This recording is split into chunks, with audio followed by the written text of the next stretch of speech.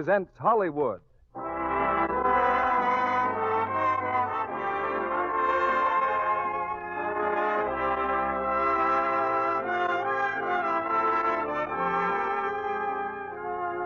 Lux Radio Theater brings you Judy Garland and Walter Pidgeon in A Star is Born. Ladies and gentlemen, your producer, Mr. Cecil B. DeMille.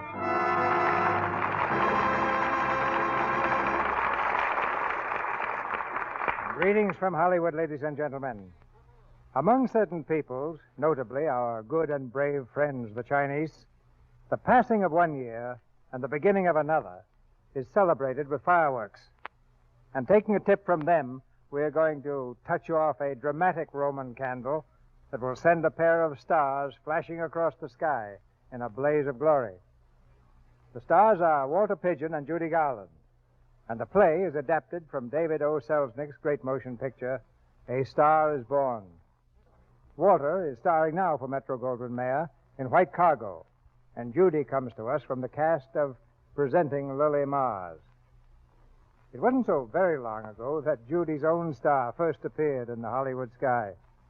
And tonight in A Star is Born, she plays the part of a small-town girl who rises to screen fame. I think myself that this is one of the best dramas of Hollywood that Hollywood has ever produced. But you'll decide that for us when you hear it. You know, there's a time of year for everything. And this is the time of year for making good resolutions. I have one to suggest now for some of the ladies in this audience. Not all of them, or even a very large number, but just a few. The few who have never tried Lux Flakes. As I understand it, running a home is not an easy job at best. It certainly isn't going to be any simpler during 1943. And if you expect to make a lot of things last out the year, now is the time to begin taking care of them with Lux Flakes. That's one New Year's resolution you'll be glad to keep.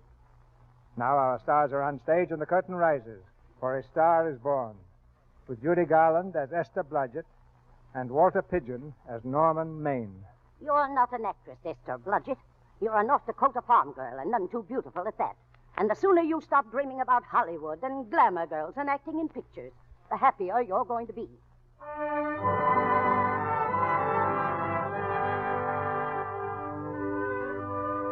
It's late at night. In the bedroom of a North Dakota farmhouse, Esther Blodgett is still awake. She lies across the bed, sobbing softly into the pillow. Hearing again in her mind the words of her aunt, the door is opened quietly, and an old woman in a flannel wrapper comes softly into the moonlit room. Esther? Yes. Who is it? It's me, Granny. I thought you'd still be awake. Yes, Granny. Stop crying. That won't do any good. I'm crying because Aunt Mattie and Alec and everyone else in this family makes me so mad. Aunt Mattie, Alec, fiddlesticks. They're not important. You're the one who counts. I could be an actress, Granny. I could be. And I'd go to Hollywood, too, if I had the chance. But they just laugh at me because I want to make something out of myself. They think it's funny. Esther, everyone in this world who ever dreamed about better things was laughed at. Don't you know that? I suppose so, But there's a difference between dreaming and doing. You modern girls give me a pain. Why, when I wanted something better, I came across these plains in a prairie schooner with your grandfather. We burned in summer and froze in winter. We used our guns when we needed food, and then fought the Indians to keep it. But we kept on going, and we didn't complain, because we were doing what we wanted to do. Can you understand that? Yes. Yes, I can, Granny. Could you do it? Could you do it even when your heart broke? Because for every dream that you make come true, you pay the price in heartbreak. I'm not afraid, Granny. I'm not. All right, then. Here. Take this money and go to your Hollywood. Oh, no, I can't take your money, Granny. It's your savings. I haven't got anything to save up for, except for a funeral. And now I don't believe I'm ever going to die. Oh, Granny, how can I ever thank you? By promising me that you'll never tell anybody where you got that money. I promise. If you ever do, I'll have you arrested for robbing me. Oh, Granny. Granny, darling.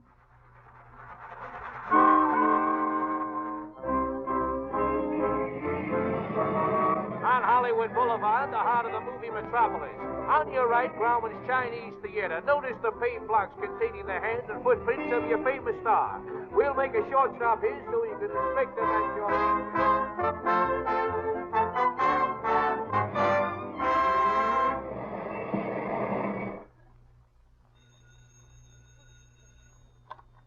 Hello. Oleander Arms Apartments. Yeah, we got a vacancy. $4, running water, convenient to all studios, no dogs, no cooking. What do you do? Oh, yeah? Listen, wise guy, don't waste my time. No dogs, no cooking, and no cowboys. Good afternoon. My name is Esther Blodgett. I saw your ad in the paper. That's why we put it there, miss. Day, week, or month, please. Well, it's a little hard to say. You see, I'm going in the movie. Oh, well, take it for a week. It'll break the jump to Beverly Hills. Sign right here. Are all the studios really near here? All except Gaumont British. I suppose the best way to get a job is to go straight to the studios, isn't it? You know, I haven't any illusions. I'm perfectly willing to begin with a little bit of a part. Or even as an extra. $4, please, in advance.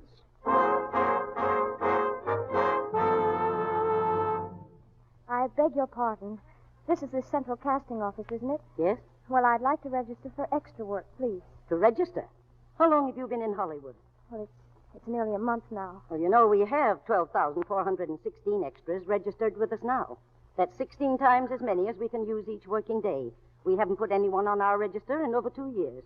Oh, I see. Come over here. I want to show you something.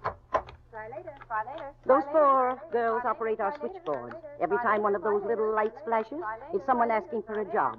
And every time a girl says try later, it means there isn't any job. We can't keep girls at the switchboard long. They go crazy. And every one of those little lights thought it was going to be a star. Do you still want to go into the movies? You know what your chances are? 1 in 100,000. I know, but maybe I'm that one.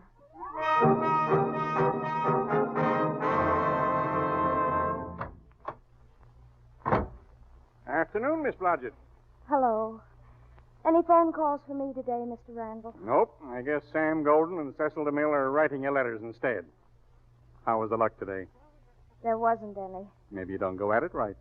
Well, if I haven't learned in 3 months, I guess I never will. But I'm not giving up. Esther. Hey, Esther. Hello, Danny. Hello, McGuire. How's the big assistant director, and how's about some rent? Never mind that now. Listen, Esther, I got to speak to you right away. Come in the parlor. I'd still like a small payment on that rent. Danny, what's the matter? Look, remember when you first came here, I said I'd keep my eye out for a job for you? Well, believe it or not, I got one. Danny. Oh, that's wonderful. When do I go to the studio? Well, you don't exactly go to a studio. Oh, it's on location. Well, no, it isn't really a movie job at all. It's to be a waitress. Oh, Well, it is a kind of a movie job in a way, if you look at it right. you said it was a waitress. Sure, but it's waitressing for Oliver Niles, the head of our studio. He's throwing a party tonight. Be a lot of big people there. I'll bet there'll be 10 directors anyhow. And if you're there, maybe they'll notice you. Sure. I could make them notice me. Sure you could. Look, stick your hair down over your face. Make like Veronica Lake. Oh, no, I'd rather not. You see, I don't want people to say, there goes Veronica Lake. I want them to say, there goes Esther Blodgett. Yeah, but how can they say it if they don't know your name? Well, that's up to me. I'll make them ask my name.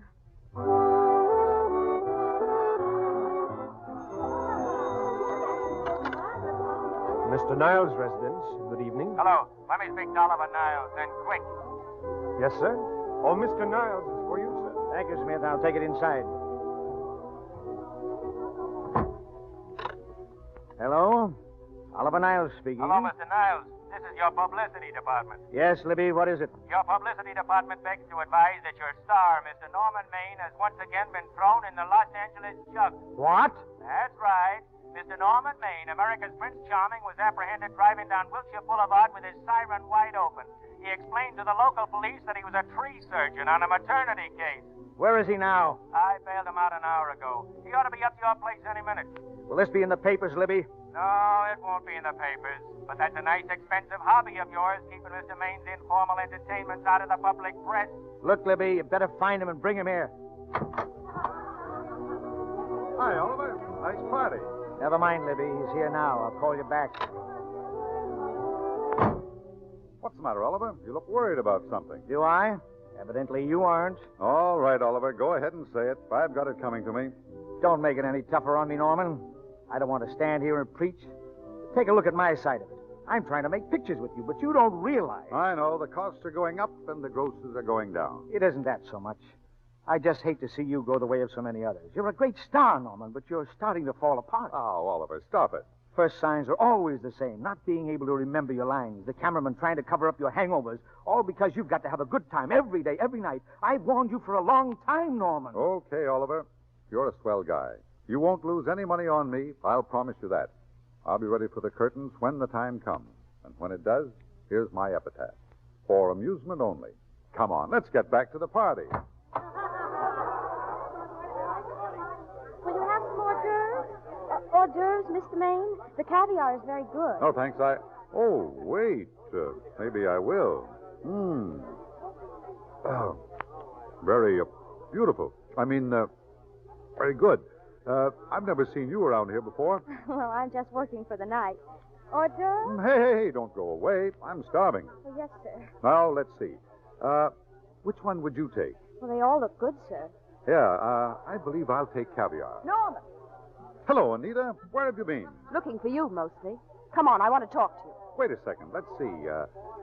Caviar, anchovies, caviar. Take the tray away, please. Mr. Maine doesn't care for any more. Do you, Norman?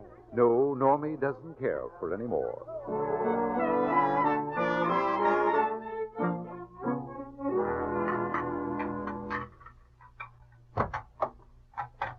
Greetings. Oh, hello. Hello. Mind if I help?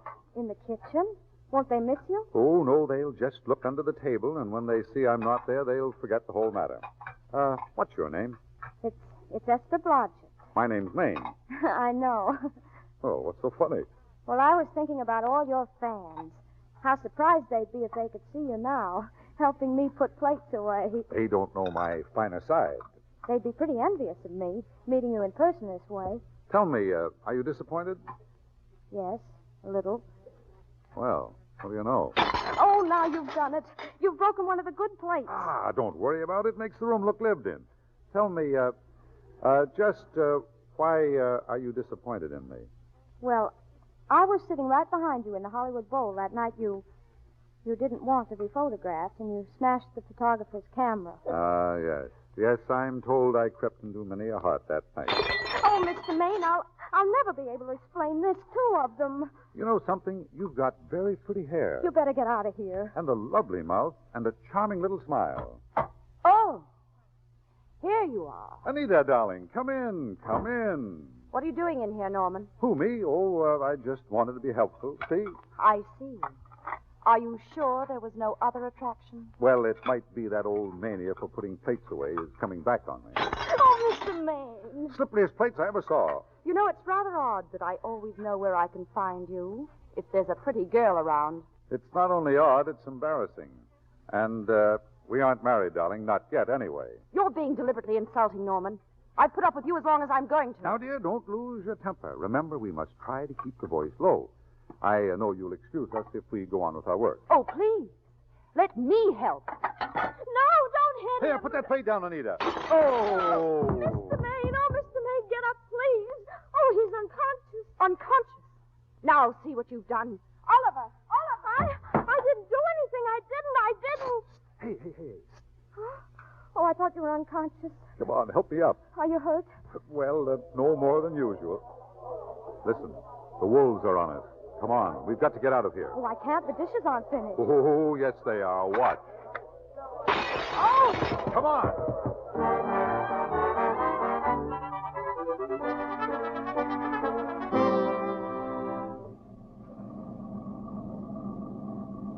That's my house, Mr. Maine. The one with the oleander bush. Oleander bush? Right. Well, Wait. I bet I know what you're going to say. What? Good night. Good night and thanks. Oh, wait a minute. Do you realize that all I found out about you is that you're foolish enough to want to go into pictures? Why is it foolish? Look at you. Oh, that's what I mean. Now, I'd like to go into this matter rather thoroughly. Well, that's awfully nice of you. You ever acted before? No. That is, I've never acted in anything important. That's all right, neither have I. I used to be in school shows, of course. They said I had a future. Who, your father and mother? No. The teachers in my high school in North Dakota. Well, they certainly ought to know. But just the same, I have got a future. In acting, I mean. And nobody had to tell me, except myself. Well, that's fine. Look, don't go in now. Let's go up to my place and talk it all over, huh? Oh, no. Thank you very much, but I really must say goodnight. Well, wait a minute. Will I... Look, has anyone ever told you that you're lovely? No. Well, you are. Thank you. And one more thing. This is hard to say, but I want to say it anyway. On the screen, I'm well, you know. In private life, I'm well, you know. But whatever I do, I still respect lovely things. And you're lovely. Do you understand? I understand. And it's not that bump on my head that's doing this, neither. I'm glad. Good night. Good night. Hey, wait. Yes, what is it? Do you mind if I take just one more look? Good night. Good night.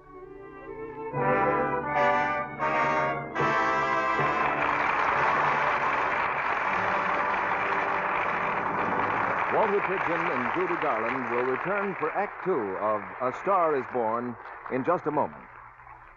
When you join hands on New Year's Eve and bow out the old year to the tune of Auld Lang Syne, will some such thought as this run through your mind? Oh, dear. I didn't realize my hands looked so bad. I really ought to do something about them. Doing something about them is really very easy. Much easier than many of you think. For you can get rid of that rough dishpan look while you're washing dishes. You don't have to buy expensive creams or lotions. All you have to do is to change from the strong soap that's causing the trouble to gentle Lux Flakes. Careful tests have proved that this is true. In these tests, many women whose hands were red and rough from strong dishwashing soaps changed to gentle Lux. Their hands improved in from 2 to 7 days, and soon they were soft and smooth and lovely again. These women used no creams and lotions on their hands. They just changed to Lux. You can make that change for less than a penny a day. Yes, that's all it costs to change dishpan hands to soft, smooth Lux hands. So tomorrow and the next day and throughout the new year, keep a big box of Lux Flakes on hand in your kitchen to save your hands. Now, our producer, Mr. DeMille. Act Two of A Star is Born, starring Walter Pidgeon as Norman Maine and Judy Garland as Esther Blodgett.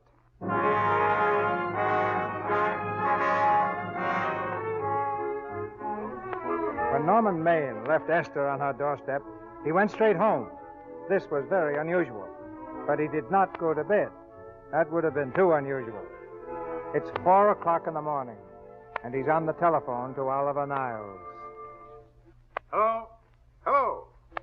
This Oliver Niles? Yes, it's Oliver Niles. Hello, Oliver. Hello. Oliver, you asleep? Not now, I'm not. Who is it? Good. This is Norman Maine. What? Who?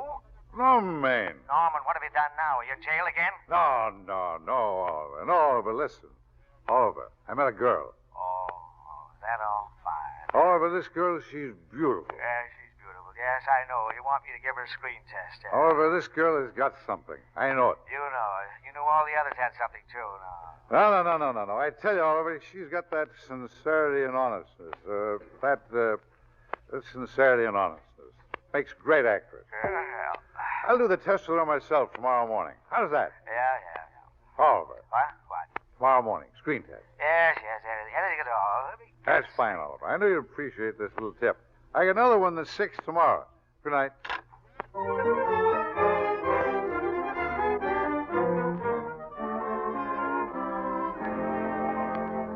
All I know is some guy wants to speak to you. He's on the phone now. Hello? Hello? 4 o'clock in the morning. Fine time to call up. Hello? There doesn't seem to be anybody there. Well, all I know is some Hello? Hello, who's this? Oh, hello. This is Norman Maine. Yes? Hi, Esther. How are you? Well, I'm all right, but... Listen, it's all fixed. What? It's all fixed. I'll fix it tonight. You fixed what? Didn't I tell you? Screen test. What did you say? Screen test. Tomorrow morning, 9 o'clock. Bye. Oh, but wait. Oh. What's the matter? No, Bad news? no, it's just that I'm going to get up tomorrow morning. They're going to... Oh.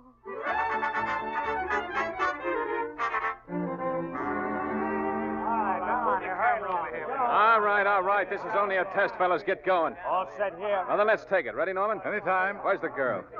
I'm right here, Mr. All right, let's go. Right over there, Miss... what's your name? My name is Right Esther. there. That's the girl. That's it. Okay, Rudy, let's go. He'll know your name soon enough. The whole world's going to know it. Well, I don't right? know. I'm so scared. Maybe I better not try it today. What do you think? Don't you think if I could wait until tomorrow, maybe... Come on. It's only a test. Only? Well, they all had to go through this. Hedy Lamarr, Barbara Stanwyck, Myrna Loy, and now Esther Blodgett. All right, I'm ready. That's it. Quiet. Rolling. Give that long speech plenty of punch. Here. I'll try to. Test. Esther Blodgett. 42816. All right, Norman. You said you were going to stay. Have you changed your mind? Yes, I have. You're afraid, aren't you? That's what it amounts to. I suppose you could call it fear. But it's more than that, too. I'm ashamed for so many things. For ever coming here at all. For ever having loved you. But I'll never be free of you. I know that now. And I'll have to live with myself and my thoughts. And you can't run away from your own thoughts.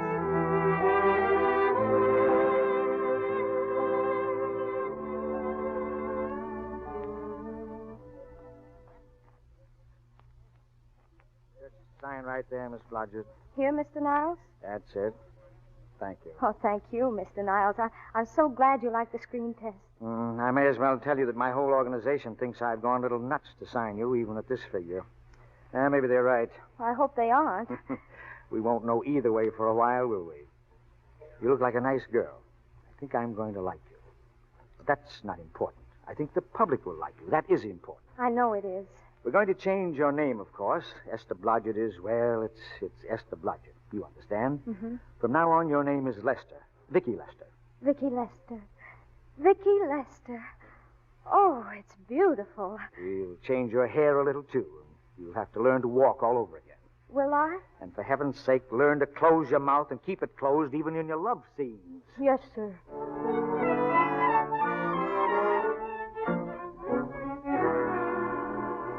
Good evening, everybody. This is Billy Moon again, the Hollywood star chaser.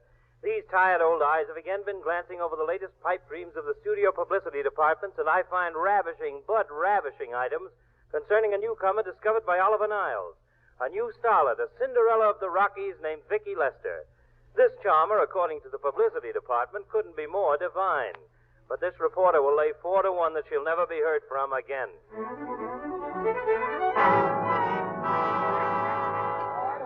Now listen, you dress people. We're shooting on the set this morning, not in the commissary. Shake it up. Morning, Mabel. Good morning, Mr. Maine. What'll it be this morning? The usual, Mabel. Orange juice and bicarbonate of soda. Make it 2 bicarbs. It was a very successful party last night. Acme Trucking Company. No, Mr. Smith is not in. Hello, Acme Trucking Company. Mr. Smith is not in. What goes on over there? Vicky Lester. She's rehearsing again. Bring that stuff over to her table, will you? Acme Trucking Company. Mr. Smith is not in. Acme. No, Smith ain't in. Acme Trucking Company. I'd like to speak to Mr. Smith. Oh, Mr. Smith isn't in. Oh, Norman. What's this between you and Smith, anyway? Well, I've got a part. It's only one line, but it's in a picture. Oh, so it's ambition that made you break that date with me last night. Well, I had to be here so early in the morning. So did I, and I had to stay up all night to make it. You've started your picture, haven't you? No, we're still in the testing stage. Can't seem to find a girl for the lead. Gee, you'd think with all the girls there are that... Yeah, but this girl's got to be different. She's got to be little and cute and sweet and tough. Well, knock me down. What? Well, beat my brains out. Norman, what's the matter with you? Come on, hurry up. Finish that coffee. Where are we going? Oliver Niles' office. On the run.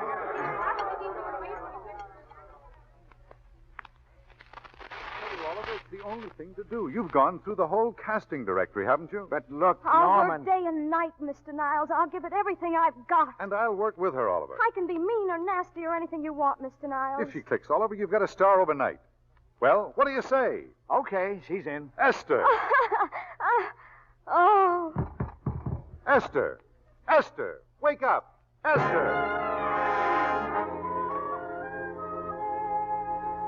And little Vicki Lester has made good.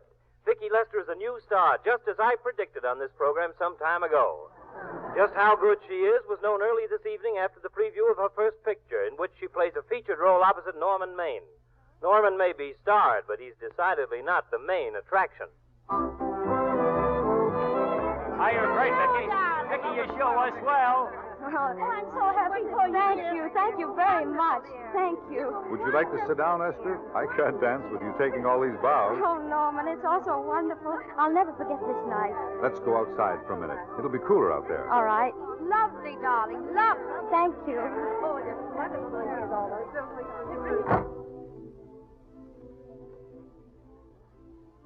See those lights, Esther? Down there?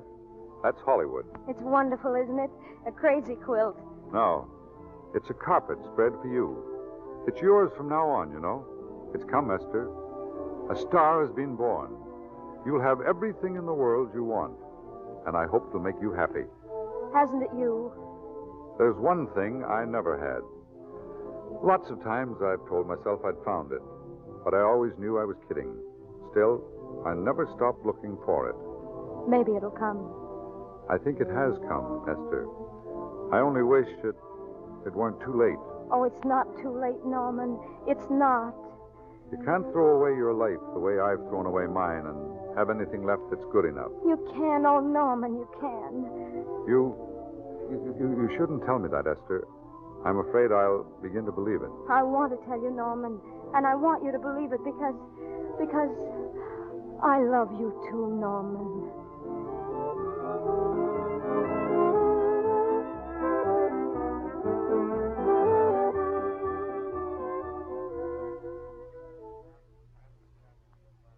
I don't know. Maybe I'm not thinking fast enough this morning. What are you two trying to say? Just this, Oliver. We're going to get married. You're going to what?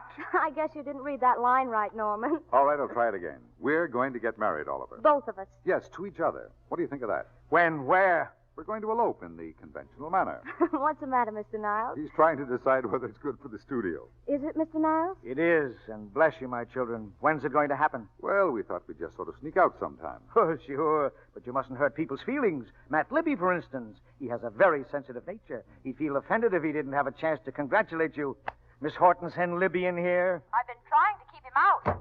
Hello, Niles. Listen to this. The screen's ideal romance blossomed into breathtaking reality today when Vicki Lester and Norman Maine, America's dream lovers, slipped through the portals of holy matrimony. How does that sound? Horrible? Oh, you see, Mr. Libby, we're going to elope quietly. Sure you are, sure. It'll be the biggest elopement this town ever saw. We'll get a tie-up with the Army and have an escort of 20 bombing planes all the way to Yuma. Make personal appearances in Denver, Salt Lake, Seattle, Vancouver. Let's make this thing international. Norman, is he going with us? I doubt it. Look, Niles, don't you think we can work this thing out better alone? No use bothering the happy couple with all these details. I'm sorry. We didn't realize we were in the way.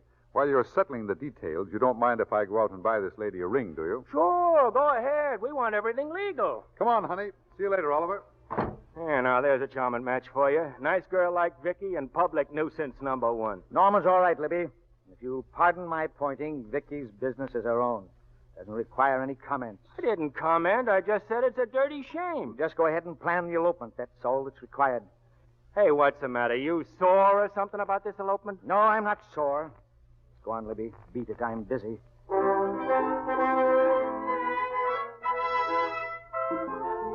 Hollywood question mark for this week, folks. What famous star, since his marriage to another famous star, has turned over a brand new leaf and is now taking a non-alcoholic honeymoon? But why do his friends think his bride came about 6 pictures too late as far as the public is concerned? Because the star's last 6 pictures have been what is politely known as turkeys, box office flop-holas.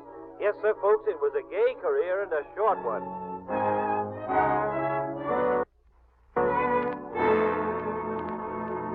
Norman, I just can't believe it yet. Would you mind telling me again very slowly?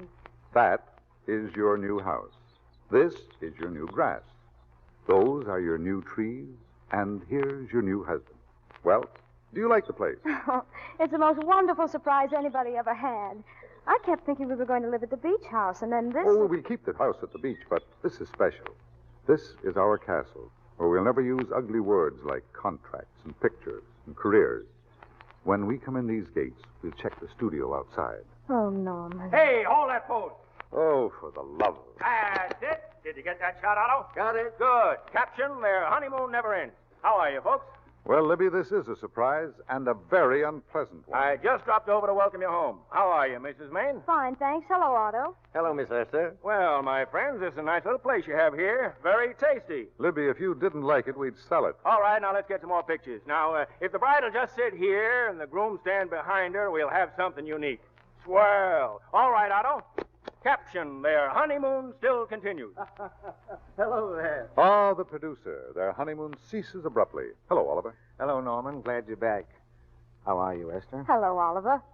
Am I interrupting? Yes, but Libby beat you to it. Oh, we just want a couple more. Now, that's enough of both of them, Otto. What the papers are asking for is exclusives of Miss Lester alone. Oh, I see. Come on, Oliver. Let's you and I get exclusive. Sure. Stay for dinner, Oliver. Thanks, I will. All right now, Miss Lester. Let's have one with a smile. That's it. Well, Oliver, what's on your mind?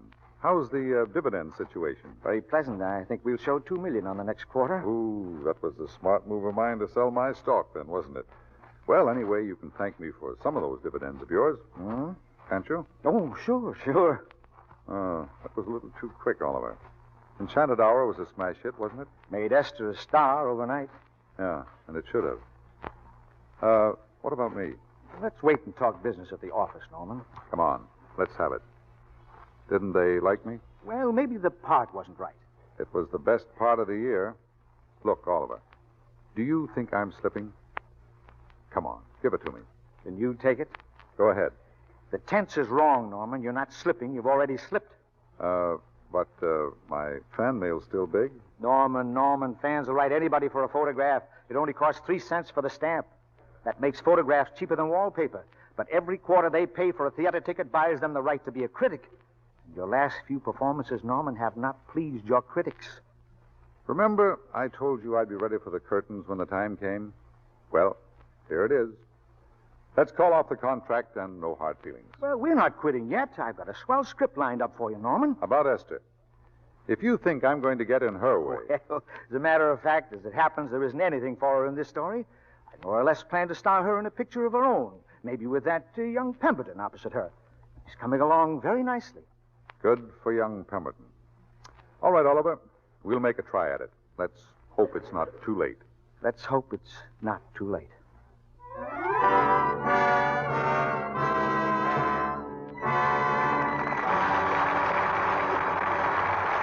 Now for station identification. This is the Columbia Broadcasting System.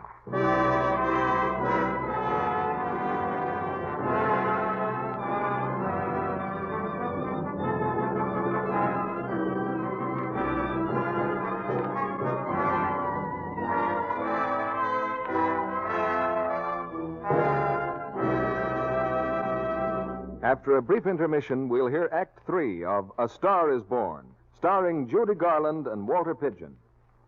Now, when you try out a new thing, naturally, you want to find out everything you can about it. Here are some of the things women have been asking about the new rayon stockings. Perhaps our answers will help to settle some questions in your mind. Aren't rayon stockings pretty much all alike? No more than all silk stockings were alike. For one thing, high-twist rayons usually have more elasticity, so they fit and wear better. How do rayons really wear? Well, that depends partly on the weight you buy. The heavier weights will naturally wear longer, as they do in silk. And wear also depends on the care you give rayons. If you rub them with cake soap or use strong wash day soaps, you'll probably be disappointed. For those things weaken elasticity, and your stockings break easily into runs. So give rayon the same gentle care you give silk and nylon. Nightly luxing. Rich, lukewarm Lux suds save elasticity. Cut down expensive runs. Do rayons take longer to dry? Yes, and thorough drying is important. Rayon is temporarily weak when it's wet. Regains its strength only when it's dry all the way through. Your rayon stockings may feel dry before they really are, so it's safer to allow them from 24 to 48 hours drying time. To sum up, Lux Care means longer wear for rayons just as it does for silk and nylon. So stick to gentle Lux.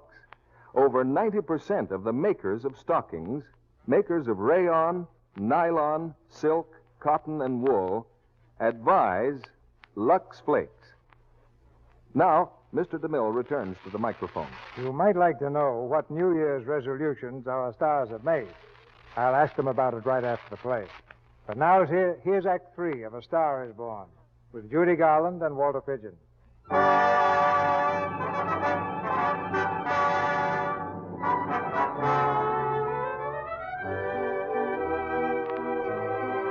A year has gone by, a year during which Esther rose steadily to stardom, and Norman dropped just as steadily into oblivion.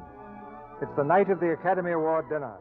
At a table in the corner, Esther and Oliver Niles wait anxiously for Norman to arrive. The master of ceremonies is speaking. We have already applauded with our hearts as well as our hands.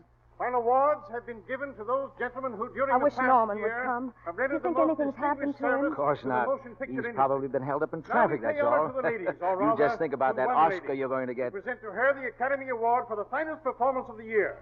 The unforgettable Anna in Dream Without End, Miss Dickie Lester. Go on, Esther. Get your award. Oliver, I wish Norman were here. Right this way, Miss Lester. Congratulations. Thank you. What more can I say, Miss Lester? This statuette says it for all of us. Ladies and gentlemen, when something like this happens to you and you try to tell how you feel about it, you find that out of all the words in the world, there are only two that really mean anything. Thank you. All I can do is to say them to you from my heart.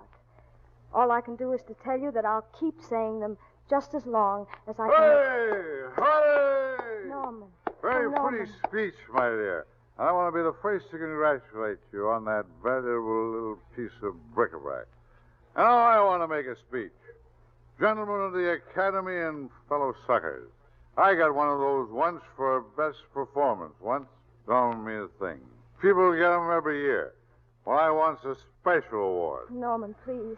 Something nobody else can get. I want a statuette for the worst performance of the year. I want 3 statues for the 3 worst performances of the year. I earned them, and everybody that saw those last 2 masterpieces of mine knows I earned them.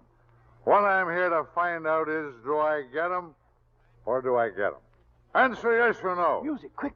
Answer yes or no. Norman. All right, Esther, I've got him. Come on, Norman, come over to the table. Norman. Hello, Vicky, dear. Allow me to congratulate you. You must be terribly proud and happy tonight. Norman, dear. Oh, Norman. Esther, what have I done? Somebody give me a drink.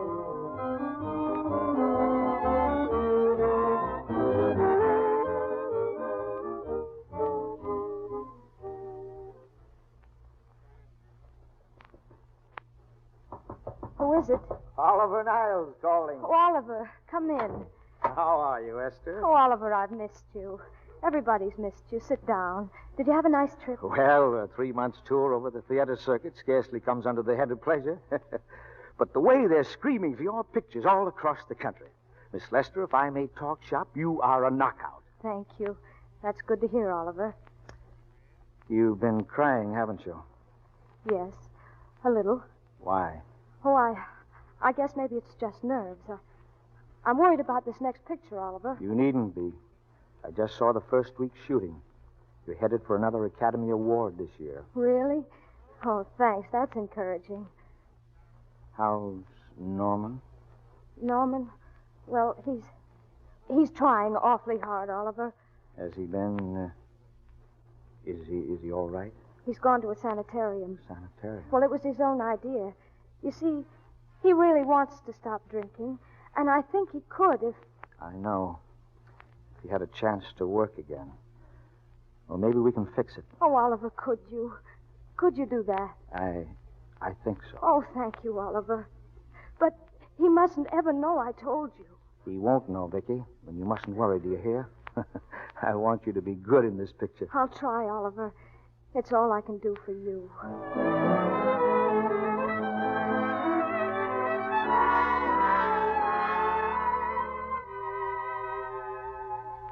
And one more for the books, folks.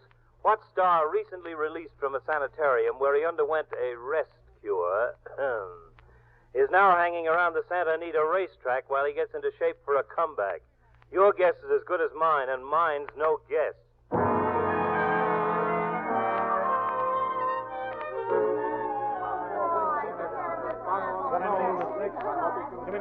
Hello, Charlie. Well, hello, Mr. Man. Haven't seen you in a long time. No, I've been resting. Ginger ale, please. Ginger ale and what? Ginger ale and ginger ale. Oh, new leaf, huh? A whole new book, Charlie. Pick it up, Charlie. Scotch and soda. Well, a stranger in our midst. Hello, Libby. Mr. America of yesteryear. Say, do they let you run around now without a keeper? Oh, I'm a trustee now. Good behavior, you know. But I didn't expect to find you at Santa Anita. What do they do with the actors when you're away? Oh, they cut them in slices and fry them with eggs. I suppose you'll be here all the time now that you're retired from the hurly-burly of the silver screen? Well, we're staying down at the beach house now, and it's pretty lonesome with Esther away working all day. I wouldn't squawk about that if I were you. It's nice somebody in the family's making a living. Go a little slow, will you, Libby? I don't want to forget we're friends. Friends, my eye. Listen, I got you out of your jams because it was my job, not because I was your friend. I don't like you. I never did like you. Nothing made me happier than to see all those cute little pranks of yours catch up with you and land you on your celebrated puss. Pretty work, Libby. Always wait till they're down, then kick 'em. Why, you're not down, actor. You fixed yourself nice and comfortable. You can live off your wife now. She'll buy the drinks and put up with you even if nobody else will. Why, you... Take a swing at me, will you? Get up, you four-star ham, and I'll knock you down for keeps. Oh, throw him out. Get up there. Get up and get out of here. Don't bother to throw him out, Mike. He's just a harmless drunk. Well, okay, Mr. Libby, if you say so. Sure, let him go. What can he do? He can't fight any better than he can act. Hey, they're going to the pool.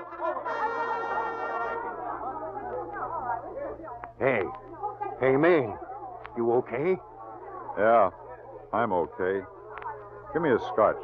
Double.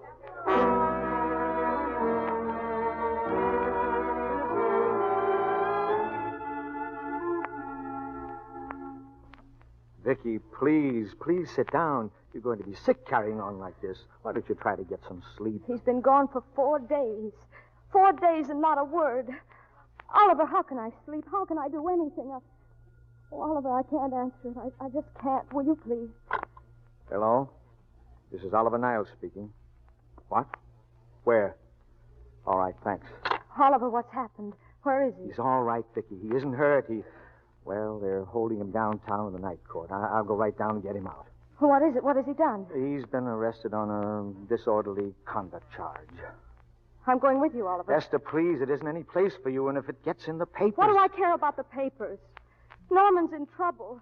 He needs me. I'm going to him.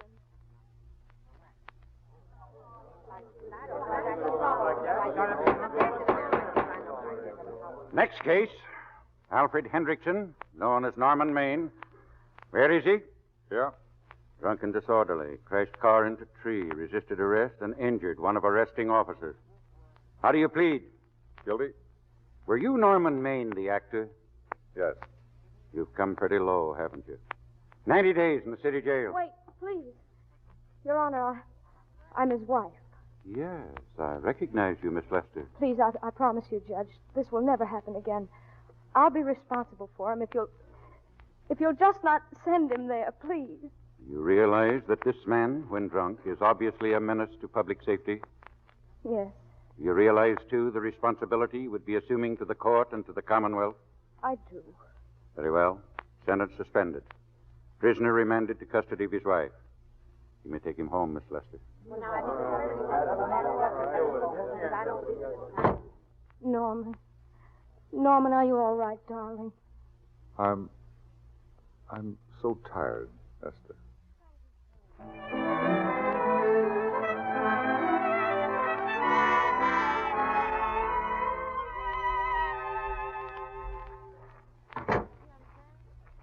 How is he, Esther? Talk low.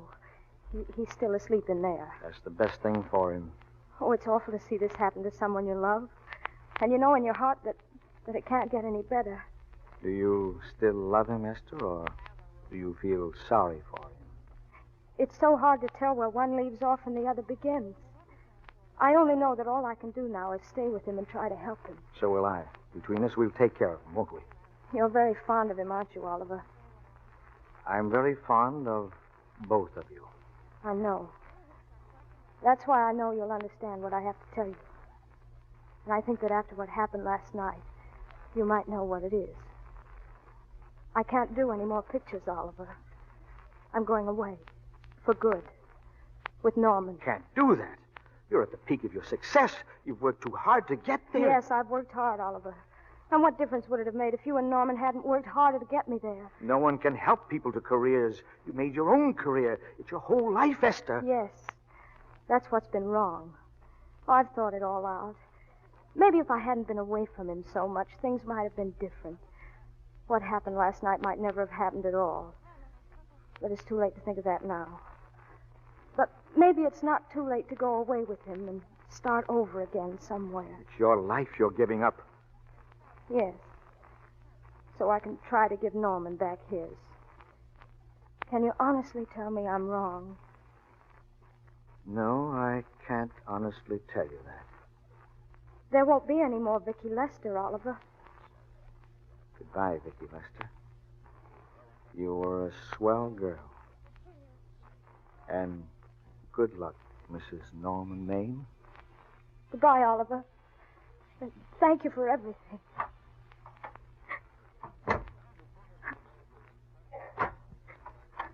Hello, darling.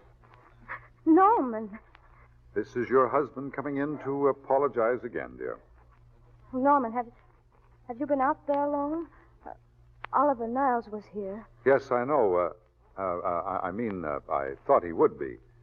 You're looking very sad, darling. What other troubles have you got? None. I was just playing a little scene with myself. Now, look. I'm just coming out of the jitters, and you're just going into them. This is a swell household. Isn't it? I tell you what we'll do. I'll promise to brace up if you'll go on the wagon. Well, I guess I have been drinking too much. Do you know what I'm going to do? I'm going to be an athlete. Gee. You mean with great big muscles and everything? Roughly speaking, yes. You're going to join the YMCA? No. That costs too much. I'm going wading in the Pacific. Now? Sure. Oh, well, you won't go out too far, darling. Will you? A little water once in a while wouldn't hurt me anyway. Crazy. Well, if you don't mind, I'll be running along. Could you have a hot toddy? Some hot soup for me when I come back? Some hot soup. And I'll make the sandwiches. Oh, Norman, do you have to? Give me a kiss, darling. All right. Don't be long.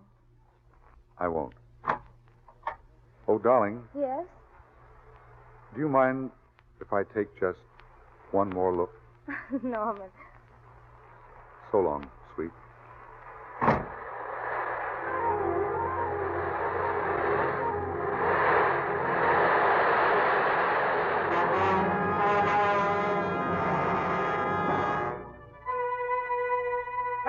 Paper, Norman Maine drowned. Paper, Norman Maine drowned at Malibu. Read all about it.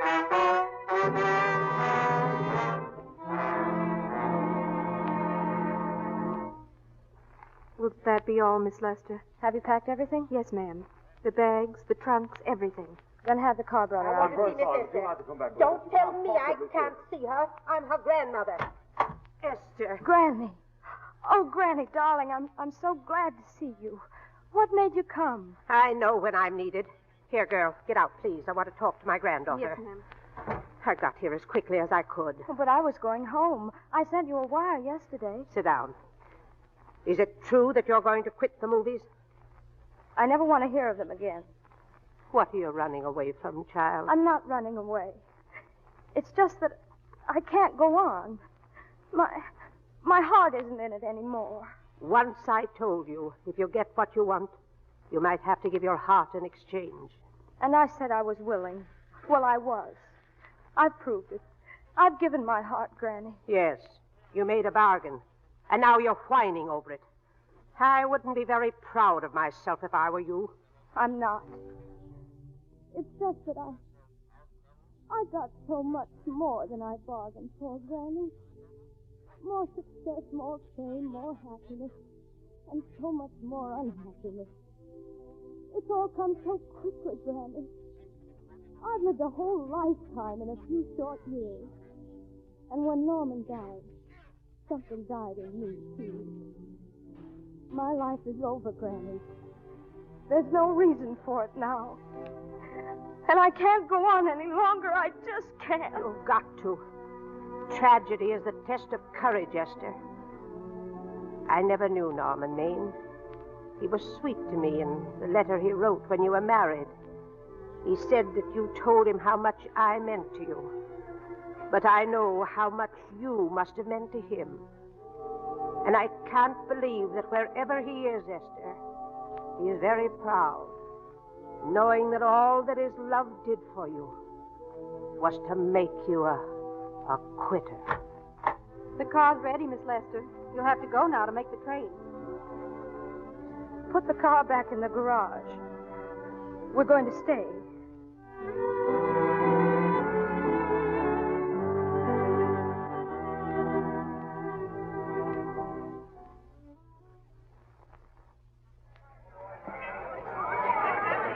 Yes, ladies and gentlemen, it's a great occasion. The entire picture industry has come to the Chinese theater for this opening tonight to pay tribute to a great star, a girl who has won the heart of the world, Miss Vicki Lester. And now, if I'm not mistaken, Miss Lester's car has just driven up. Yes, there she is. I'll see if I can get her here to say a few words. Here she comes. No, wait, she's stopping, folks. I don't know what it's all about, but... What is it, Jim? Oh. Ladies and gentlemen, Miss Lester has stopped at the footprints of her late husband, Norman Maine. She's a little upset. I don't think we're going to get her up here. No, wait, she's pulling herself together. She seems to be all right, ladies and gentlemen. She's approaching the microphone now. Miss Lester, will you... Miss Lester, we're on a national hookup here. Your fans are hoping you'll say a few words to them. Will you, please? Of course. Hello, everybody. This is Mrs. Norman Maine.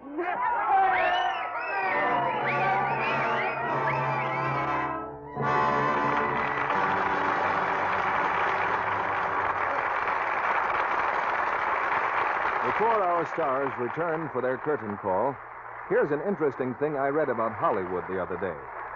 More than 1,000 ways of saving vital materials are being used in movie making today. Yes, conservation, saving things so they'll serve longer, is important now. One thing that's playing a big part in saving precious fabrics for Hollywood studios is Lux Flakes. Leading motion picture studios use gentle Lux for all their washable costumes, so they'll stay fresh and unfaded longer and keep their true colors before the camera. Now, you can well believe that in times like these, the studios choose the care they know is really safe. Women know, too, from their actual experience, that Lux Flakes are wonderfully gentle, safe for everything safe in plain water. With gentle Lux care, there's no cake soap rubbing, no harmful alkali to injure fabrics or colors. So your dresses, blouses, sweaters, the children's clothes, your nice household linens will last longer, wear better when you Lux them. In your conservation program for 1943, make this your motto. Don't trust to luck, trust to Lux. Now, here's Mr. DeMille and our stars. If ever a performance deserved a curtain call, it's A Star is Born. And here are the two stars responsible, Judy Garland and Walter Pidgeon. Made any New Year resolutions yet, Judy? Sure. More bonds, less butter. Can't go wrong on that. What's yours, Walter? Well, for one thing, I'm cutting down on conversation. And I'm going to try to get other people to do the same thing. Of course, that may get me in trouble. I suppose you mean conversation about the war, Walter. Yes, it's all summed up in one slogan, Judy. Careless talk costs lives. Or if you like it even shorter, zip your lip. On little bits of military information. Yes, that's the way modern espionage works. It's like a gigantic news-gathering agency piecing together hundreds of seemingly unrelated facts. No more beautiful blonde spies? Well, I haven't seen one recently, Judy, even in pictures. Well, how do you figure not talking is going to get you in trouble, Walter? Well, from now on, Judy, when somebody says to me, my brother is sailing tonight, they just gave him a tropical sun helmet, I'm going to suggest that it's dangerous talk and might sink that brother's ship if heard by the wrong people. I may be sticking my neck out, but it's for a good cause.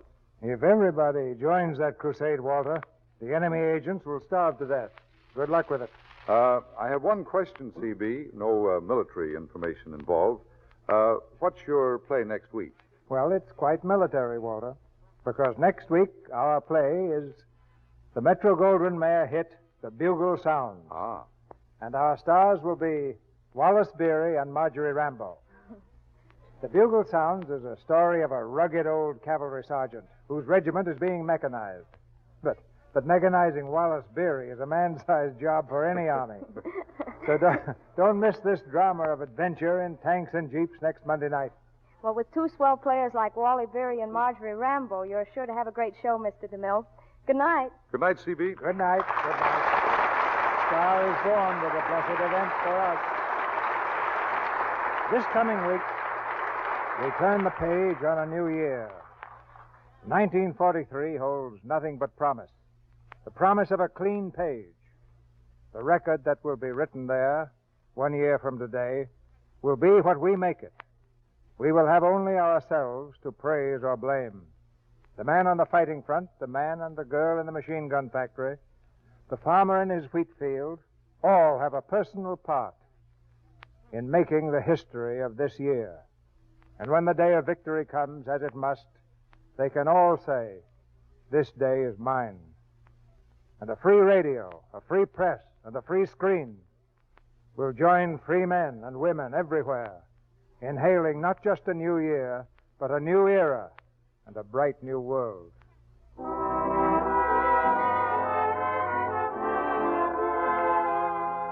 And now, for old time's sake and for new time's sake, our sponsors, the makers of Lux Flakes and Lux Toilet Soap, send their wishes of good fortune and a safe return home to the hundreds of their employees, both men and women, who are now in the armed services, and to all men and women in our country's service, wherever they may be.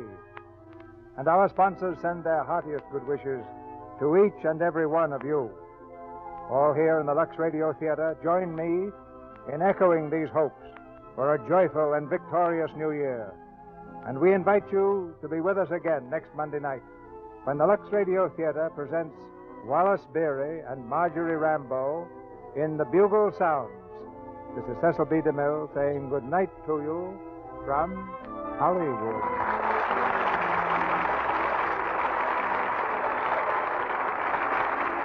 Heard in tonight's play were Leo Cleary as Oliver Niles, Charles Seal as Libby, Verna Felton as Granny, Arthur Q. Bryan as Moon, and Francis Robinson, Fred Mackay, Jane Morgan, Eddie Marr, Norman Field, Bruce Payne, Crayon Denton, Arthur Gilmore, Griff Barnett, and Jane Bierce.